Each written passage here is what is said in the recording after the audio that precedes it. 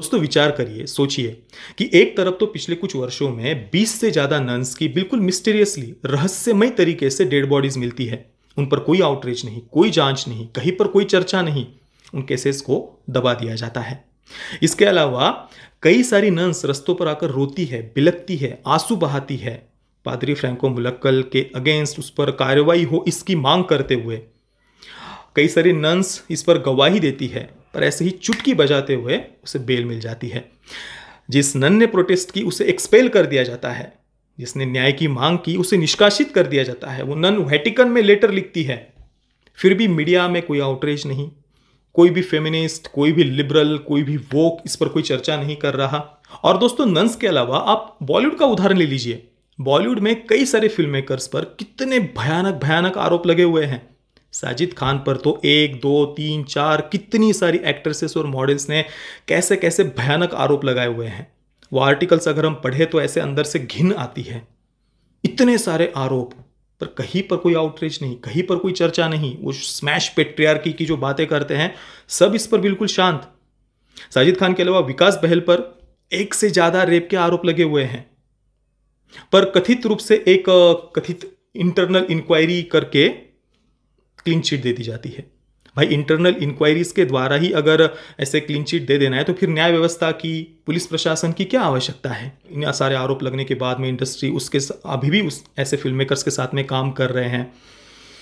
इस पर कोई आउटरीच नहीं, कोई चर्चा नहीं। पर दूसरी तरफ ऐसे केसेस में क्या होता है कि विक्टिम का अकेले का स्टेटमेंट ही होता है जिसमें कि कोर्ट को रिलाई करना होता है। तो इसमें लॉ क्या कहता है, जो मैं आपको लॉ बता रही हूँ, लॉ क्या कहता है, सुप्रीम कोर्ट के अनुसार लॉ ये कहता है कि अगर आप विक्टिम की स्टेटमेंट पर रिलाई करते हुए कोई केस में करना चाहते हो कन्विक्शन, तो वो उसी केस में कर सकते हो जिस। अब अगर पूरे मामले की बात करें, जिस तरीके से पीड़ित लड़की इस पूरे मामले में अपने जो बयान थे उसको वापस लेना चाहती है। सुनवाई के दौरान पीड़ित लड़की ने साफ कहा था कि वो अपने जो बयान है वो फिर से एक बार कोर्ट में दर्ज कराना चाहती है कि उसने किसी दबाव में आकर के ये बयान दिया। तमाम ऐसे केस होते हैं सुमित, कई केसों में जबरन बयान ले लिया जाता है, लेकिन बाद में जो गवाह देने वाला व्यक्ति होता है वो अपने वापस बयान ले रहा है। जैसा कि मैंने जिक्र किया था, संविधान में इस चीज का राइट है, लेकिन यहाँ पर ये चीजें नहीं होती दिखाई दे रही। ओम नारायण नारायण नारायण नारायण। सब मित्रों को राम राम। दोस्तों आज का वीडियो बहुत ही ज़्यादा महत्वपूर्ण होने वाला है। मैं आप सभी मित्रों से प्रार्थना करता हूं कि प्लीज़ आप इस वीडियो को अंत तक अवश्य देखना। आज आपको इस वीडियो के माध्यम से कुछ ऐसी बातें पता चलेंगी जिन्हें जानकर आपके पैरों तले की ज़मीन खिसक जाएगी। आपको विश्वास नहीं होगा कि भाई ये कैसे पॉसिबल है, ये कैसे संभव है। प्लीज़ आप इस वीडियो को अंत तक अवश्य देखना। देखिए कल आपने कई सारे न्यूज़ चैनल्स पर ये न्यूज़ सुनी होगी कि कल गांधीनगर सेशंस कोर्ट ने आसारामजी बापूजी को 2013 के एक केस में आजीवन कारावास की सज़ा सुनाई है। अब इस केस को हाईकोर्ट में ले जाया जाएगा और मुझे पूर्ण विश्वास है कि सत्य की जीत अवश्य होगी।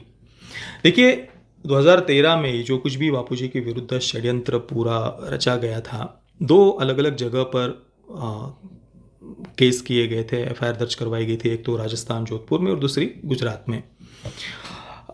और कल का जो निर्णय आया है वो गुजरात के केस को लेकर आया है। मैं आपको जोधपुर के केस को लेकर भी कुछ ऐसी बातें बताऊंगा जिन्हें जानकर मतलब आपको अपने आप पर ही विश्वास नहीं होगा कि भाई मीडिया में हमने क्या देखा था और जो फैक्ट्स हमें देखने को मिल रहे हैं वो तो कुछ और ही है। वो मैं आपको बाद में बताऊंगा। पहले अब हम इस गुजरात के केस के बारे में चर्चा करते हैं। देखिए 2013 का ये जो केस है, इसमें जिन महिला ने बापूजी पर आरोप लगाया है वो 2001 के एक कथित इंसिडेंट को लेकर लगाया कि 2001 में इंसिडेंट हुआ था। उसके फिर 12 वर्षों के बाद में, इतना लंबा डिले है, उसके 12 वर्षों के बाद में 2013 में ये एफआईआर की जाती है, ये आरोप लगाया जाता है। और जिन्होंने ये आरोप लगाया वे 2001 के बाद भी 2007 तक आश्रम में ही थी। और फिर आश्रम से जाने के बाद में करीब 6 वर्षों के बाद में ये केस किया जाता है, आरोप लगाया जाता है। इसके बाद भी देखिए ये केस होने के बाद में जिन्होंने ये आरोप लगाया वे स्वयं कोर्ट में जाकर वे मीडिया के सामने ये कहते हैं कि भाई हम पर दबाव बनाकर ये बयान दिलवाया गया था, मुझे अपना बयान बदलना है। मतलब जिन्होंने आरोप लगाया वे स्वयं कह रहे हैं कि भाई मुझे अपना बयान बदलना है, पर फिर भी उन्हें बयान नहीं बदलने दिया गया। सबसे पहले आप ये उस समय के जो कुछ न्यूज़ रिपोर्ट्स थे वो देखिए। सूरत यौन शोषण मामले में पीड़िता अब अपना बयान बदलना चाहती है। पीड़िता बयान बदलना चाहती है। यौन शोषण के अहमदाबाद वाले मामले में आरोप लगाने वाली महिला अब अपना बयान बदलना चाहती है। जी हाँ, ये देखिए, यही है वो सूरत की 2 बहनें। पीड़िता अदालत में आई और उसने अदालत में कर्जी देकर अपना बयान बदलने की गुहार लगा दी। जज साहब, मैं अपना 164 का बयान बदलना चाहती हूँ। मैं चाहती हूँ कि अदालत मुझे फिर से अपना बयान देने की इजाजत दे। लेकिन जज साहब, इनका 164 का बयान तो पहले ही हो चुका है। उसी बयान के बिना पर FIR हुई थी और उसी बिना पर आरोपी गिरफ्तार हुए थे। अब बयान दोबारा कैसे कराया जा सकता है? जज साहब, वो बयान मैंने दबाव में दिया था, वो सच नहीं था। अब मैं अदालत को सच बताना चाहती हूँ। ये केस के रिलेटेड मुझे मजिस्ट्रेट के सामने जो कुछ विशेष निवेदन देना है, उसी हिसाब से मैं अहमदाबाद अपने वकील की सलाह लेने और जो भी लीगल प्रोसेस है इसकी, उस बीच में ही मैं अहमदाबाद में ही थी और मेरा कोई मिसिंग नहीं हुआ है। अभी जो आप लगातार टीवी में देख रहे थे कि साथीका का मिसिंग हो गया, उन पे कुछ विशेष दबाव है, प्रेशर है, ऐसी सब बात बाहर आ रही है, लेकिन ऐसी कोई बात नहीं है। मुझे मेरे पे कोई दबाव नहीं है, किसी का कोई प्रेशर नहीं है। तो सुना आपने कैसे पुलिसिया विभाग लगातार संत आसाराम बापू के पूरे केस को एक अलग दिशा में ले जाना चाहता है। एक तरफ आरोप लगाने वाली महिला लगातार पुलिस के सामने अपने बयान को बदलने की मांग कर रही है, तो दूसरी तरफ पुलिस ने महिला को मिसिंग तक बता डाला, जिसके बाद से पूरी मीडिया में महिला के गुम होने की खबर आग की तरह फैल गई। यकीन नहीं आता तो चलिए उस फरियादी महिला से सुन लेते हैं कि उसने अपने बयान में क्या कहा। मेरा जो जहाँ पर केस चल रहा है अहमदाबाद, तो उस पुलिस को तो इन्फॉर्मेशन थी। मैंने उस यहाँ से जाने से पहले 2 दिन पहले ही उनको इन्फॉर्मेशन दे दी थी कि मुझे मजिस्ट्रेट के सामने अहमदाबाद में गांधीनगर कोर्ट में मुझे कुछ बयान देना है, तो आप मुझे तारीख दिलवाई। लेकिन उन्होंने मना कर दिया कि ऐसा कोई आप बयान नहीं दे सकती, जो है वही रहेगा। तो फिर मुझे मजबूरन कोर्ट में जाना पड़ा और वकील के थ्रू लीगल प्रोसेस अभी चल रही है। जानकारी से करते हैं मेरे सहयोगी गौरव मेरे साथ जुड़े हुए हैं। गौरव, क्या मान लिया जाए अब ये वही बात है कि जिसका लगातार आश्रम की तरफ से कहा जा रहा था, और महिला का अगर इस तरीके से सामने आना और अपने बयान को लेकर कहना कि वो अपना बयान बदलना चाहती थी, उसके बावजूद जो है पुलिस ने उसे अपने बयान नहीं बदलने दी, क्या माना जाए इसे? देखिए सुमित, सबसे पहले हमें थोड़ा फ्लैशबैक में आपको मैं लेके जाता हूं। जब इस पूरे मामले की शुरुआत हुई थी, दिल्ली में FIR दर्ज की गई थी और बाद में खबर यह भी आई थी कि जब जो NGO संगठन ने दिल्ली में FIR दर्ज कराया है, वो NGO संगठन हाल ही में रजिस्टर्ड किया गया था और वो संगठन भी फर्जी था। ये यहीं से बात क्लियर हो जानी चाहिए थी कि किस तरीके से साजिश की शुरुआत हुई थी। दूसरी बात, पूरे मामले को लेकर के जोधपुर जाते हैं, एक एक जगहों पे छापेमारी होती है, तमाम आश्रमों में चेकिंग होती है, पूछताछ की जाती है, तमाम लोगों को उठाया जाता है इस पूरे केस में। लेकिन फायदा क्या, एक के बाद एक जो पड़ताल की जाती है, उसके बाद वो जो रिपोर्ट आती है वो हमेशा जीरो आके निकलती है। इस पूरे मामले को मैं लगातार फॉलो कर रहा हूं, तमाम आश्रमों का मैंने दौरा किया, हर जगह में जाकर के देखा मैंने कि जिन जिन चीजों में पुलिसिया कार्रवाई थी वहां पे आश्रम प्रशासन ने सहयोग किया था। अब अगर इस पूरे मामले की बात करें, जिस तरीके से पीड़ित लड़की इस पूरे मामले में अपने जो बयान थे उसको वापस लेना चाहती है। सुनवाई के दौरान पीड़ित लड़की ने साफ कहा था कि वो अपने जो बयान है वो फिर से एक बार कोर्ट में दर्ज कराना चाहती है कि उसने किसी दबाव में आकर के ये बयान दिया है। तमाम ऐसे केस होते हैं सुमित, कई केसों में जबरन बयान ले लिया जाता है, लेकिन बाद में जो गवाह देने वाला व्यक्ति होता है वो अपने वापस बयान ले रहा है, जैसा कि मैंने जिक्र किया था संविधान में इस चीज का राइट है, लेकिन यहाँ पर ये चीजें नहीं होती दिखाई दे रही हैं। अब आप मुझे बताइए दोस्तों कि क्या ये अपने आप में ही एक बहुत बड़ा आश्चर्य नहीं है?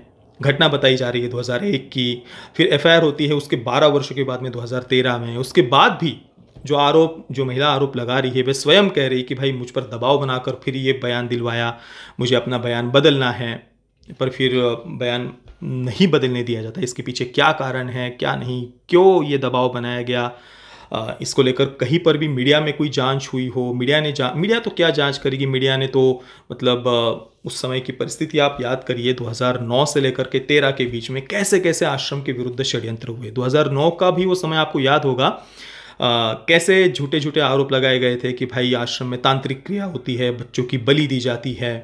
हालांकि उस केस में आश्रम को, बापूजी को क्लीन चिट मिल गई। अभी कुछ समय पहले ही आश्रम को पूर्ण रूप से क्लीन चिट मिली हुई है। वो जो झूठी खबरें उस समय फैलाई गई थी ना 2009 में तांत्रिक क्रिया वगैरह को लेकर, और मुझे पूर्ण विश्वास है उसके बाद भी जो षड्यंत्र हुए हैं उसकी पूरी सच्चाई, सत्य सामने अवश्य आएगा।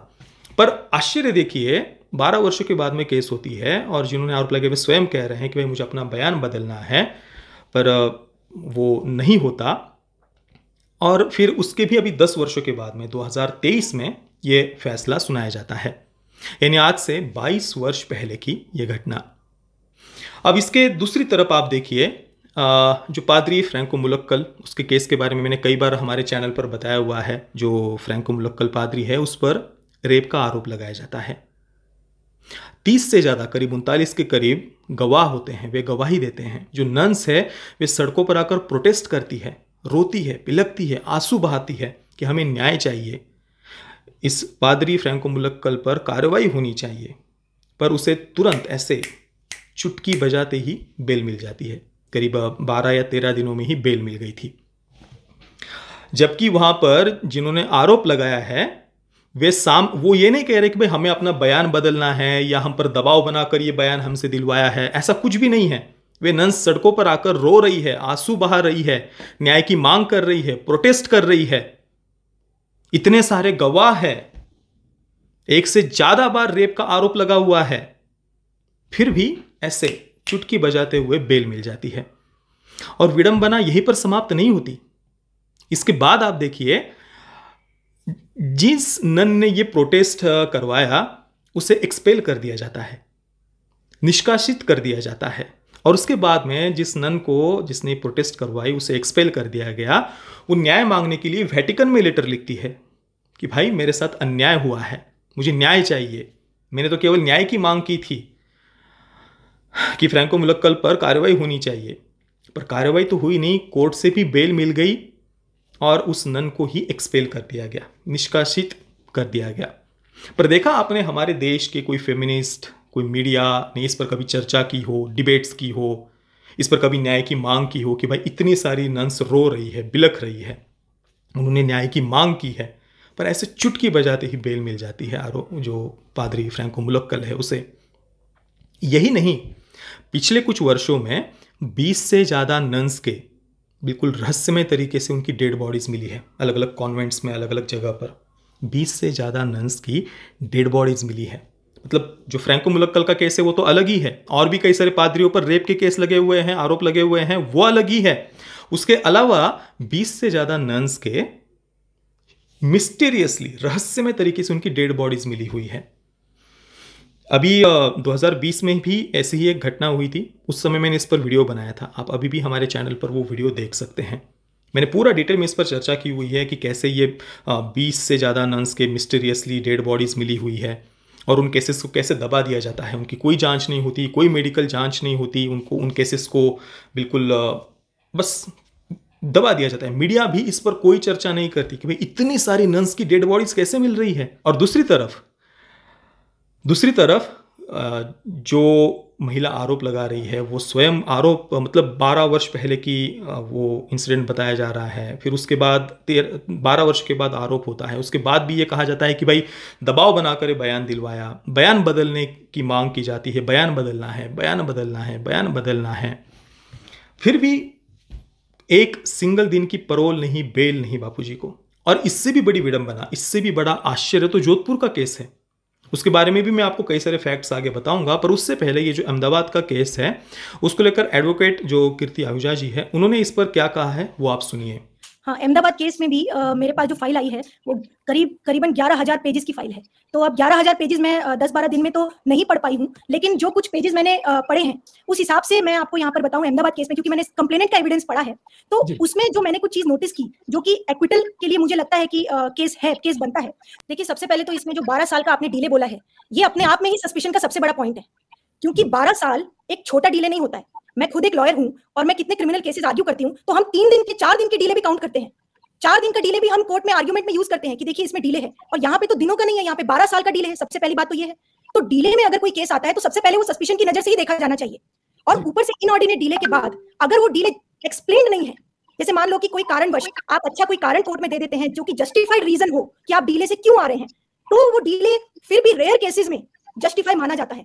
लेकिन अदरवाइज प्राइमा फेशी वो डिले जब तक एक्सप्लेन्ड नहीं है तब तक वो डिले सस्पिशन की ओर ही केंद्रित करता है। ऐसी हाई कोर्ट और सुप्रीम कोर्ट की बहुत सारी जजमेंट्स हैं। तो सबसे पहले तो ये डिले ही बहुत बड़ा सवाल है। तो मैंने जब आप ये जो अहमदाबाद केस के बता रहे हैं, ये फाइल में से मैंने कुछ जो कंप्लेनेंट के जो एविडेंस पढ़े हैं उसमें मुझे कोई उसमें फाइल के हिसाब से मैं आपको बता रही हूँ, क्योंकि अब मैं फाइल थोड़ी पढ़ चुकी हूँ। पहले तो मुझे फाइल मेरे पास नहीं थी तो मुझे केस का पता नहीं था, लेकिन अब मैं फाइल पढ़ चुकी हूँ तो मैं आपको फाइल में से बता रही हूँ। ये मैं नहीं कह रही हूँ, ये मैंने जो डॉक्यूमेंट पढ़ा है वो मैं आपको बता रही हूँ कि 12 साल का ये इनऑर्डिनेट डिले एक्सप्लेन्ड नहीं है प्रॉपर्ली। और अगर कोई इतना लंबा डिले प्रॉपर्ली एक्सप्लेन नहीं होता है तो सबसे बड़ा सस्पिशन का कारण यही बनता है। और इस केस में लड़की के स्टेटमेंट्स को अगर आप देखें तो 2001 में वो अपना इंसिडेंट बताती है, और वो आई है आश्रम में 1996 में। 1996 से लेकर 2001 तक उसके साथ कुछ नहीं हुआ। वो बताती है कि 2001 में उसके साथ में इंसिडेंट हुआ। 2001 के बाद मैं फाइल मेरे सामने पड़ी है, मैं उसमें से आपको बता रही हूँ। तो 2001 के इंसिडेंट के बाद वो कहती है कि उसके बाद कुछ नहीं हुआ। 2007 में मैं छोड़ के आ गई, आश्रम से मैं चली गई। अब 2009 से लेकर 2007 तक उसका खुद का स्टेटमेंट है कि वो एक बड़ी वक्ता थी, यानी वो पूरे देश में जगह जगह पे प्रोग्राम्स करती थी, सत्संग करती थी, और उसने खुद ये बताया है कि मैं उस सत्संग की टीम लीडर थी। उस समय तो उसके साथ में बापूजी नहीं जाते थे या और कोई जो भी जाते थे वो उसके अंडर में जाते थे। तो यानी 2001 के बाद शी वाज इंडिपेंडेंट, और 2007 में जब वो आश्रम छोड़ के चली जाती है तो 2007 से लेकर ये कंप्लेंट जो हुई है 2013 में हुई है, 2007 से 2013 तक व्हाई शी रिमेन्ड साइलेंट, इसका जवाब उसने सेटिस्फैक्टरी नहीं दिया है। 2007 से लेकर 2013 तक उसको क्या थ्रेट था, क्या कोई थ्रेट में दिया गया था उसको, क्या उसको किसी कस्टडी में रखा गया था? बिल्कुल नहीं। इवन 2001 से भी उसको कस्टडी में नहीं रखा गया। 2001 के इंसिडेंट के बाद से वो पूरे देश में घूम रही है। उसका खुद का स्टेटमेंट ये कहता है, सामने है मेरे, और उसका स्टेटमेंट ये कहता है कि मैं साल में कुछ ही दिन रहती थी आश्रम में, बाकी तो मैं साल भर जगह जगह प्रोग्राम्स में रहती थी, इंडिपेंडेंट। तो पहला सवाल कि उसी समय वो आश्रम छोड़ के क्यों नहीं चली गई अगर 2001 में उसके साथ इंसिडेंट हुआ। सेकंड थिंग, अगर वो नहीं भी छोड़ के गई तो उसके पास पूरे चांसेस थे कि वो कंप्लेंट कर सकती थी बिकॉज शी वाज इंडिपेंडेंट, वो किसी इलीगल कस्टडी में नहीं थी। थर्ड क्वेश्चन कि 2007 के बाद तो वो और इंडिपेंडेंट हो गई, आश्रम छोड़ के चली गई, अपने घर शादी कर ली, और पीछे से उसको बापूजी की तरफ से, आश्रम की तरफ से कोई धमकी नहीं आई जी।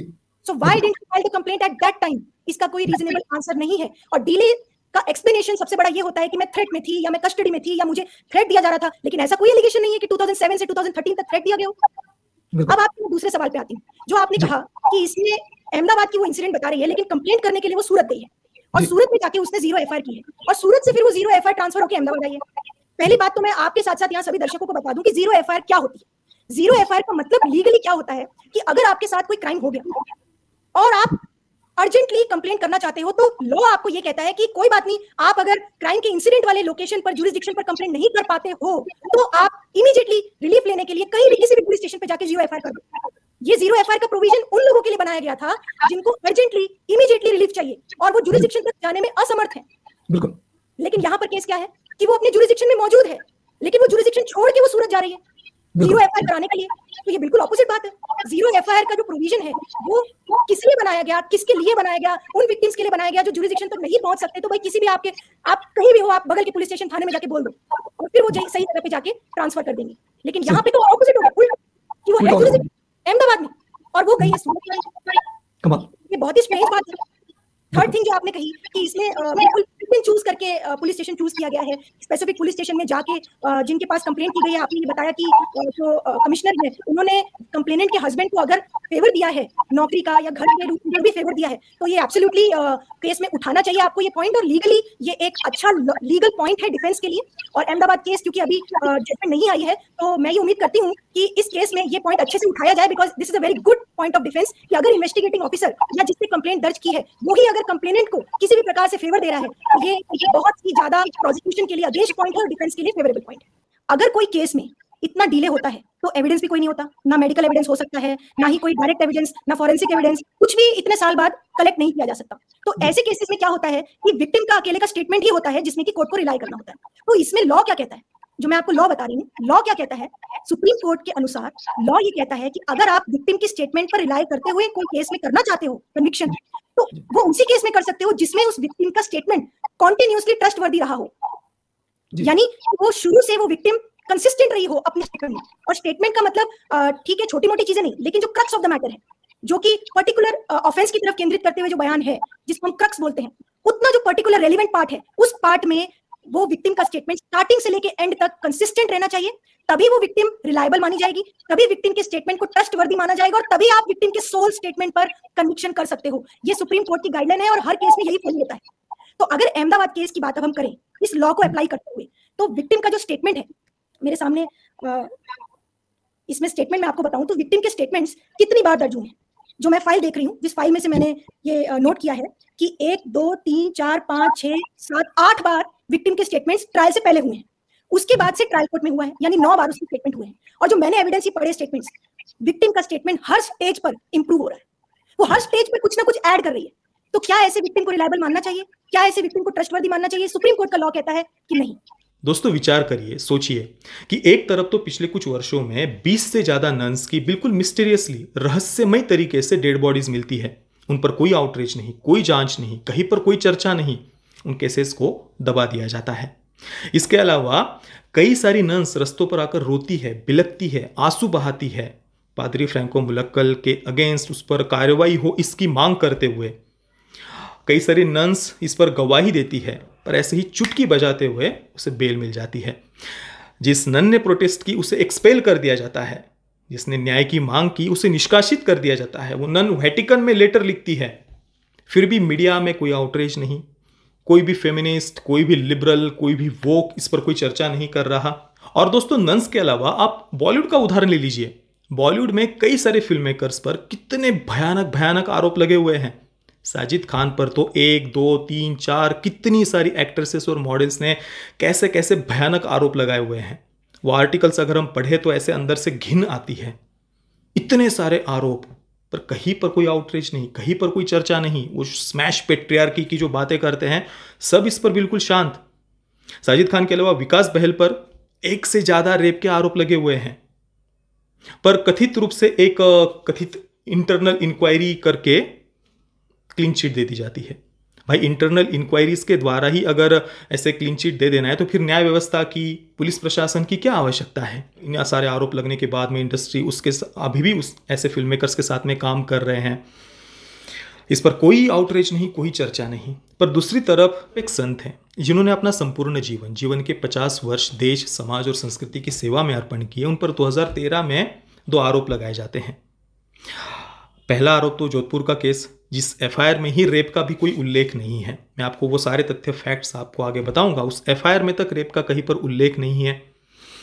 जो मेडिकल जांच हुई उसमें भी कोई बात सामने नहीं आई। रेप तो बहुत दूर की बात है, कोई स्क्रैच की, कहीं पर खरोच की तक कोई बात सामने नहीं आई। और दूसरा जो केस है वो अहमदाबाद का है, जिसमें जिन्होंने आरोप लगाया वे स्वयं कह रहे हैं कि दबाव में ये बयान दिलवाया, मुझे अपना बयान बदलना है।